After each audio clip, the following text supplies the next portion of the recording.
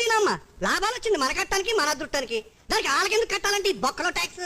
వెనకడికి ఎవడో చెప్పినట్టుగా కాపురం పిల్లలు చూసేస్తే కడుపు పక్కిన దానికి అయినట్టుగా చూద్దామేంటి? చూశారు కదా, ఇదే బాధ మూవీలో ఒక క్లిప్ మాత్రమే కాదు, మనందరి లైఫ్ లో మనకే తెలియకుండా రోజు ఎదుర్కొంటున్న పెద్ద సమస్య. అరే మేము పెద్దగా సంపాదించట్లేదు కదా, ఈ ట్యాక్స్ గోళ మనకెందుకు అనుకుంటున్నారా? మనం వాడే ఉప్పు పప్పు దగ్గర నుంచి ఆఖరికి మనం పడుకునే బెడ్ వరకు కూడా మనం ట్యాక్స్ కడుతూనే ఉన్నాం. అది గమనించుకోగలగాలి. ఈ ట్యాక్స్ అనేది ఇన్ఫ్లేషన్ రేట్ బట్టి పెరుగుతూ ఉంటుంది.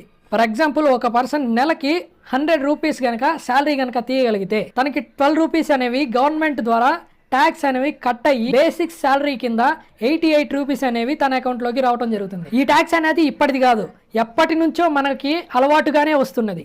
ఎన్నో దేశాలు కూడా వాడుతుంది. దాని గురించి పెద్ద వీడియో నేను క్లారిటీగా చేయబోతున్నా. సో ఆ పెద్ద వీడియో కనుక మీరు చూడాలి అనుకుంటే మన ఛానల్ని సబ్స్క్రైబ్ చేసుకోండి. సో నెక్స్ట్ వీడియోలో మీ అందరినీ కలుస్తా. Until then stay tune.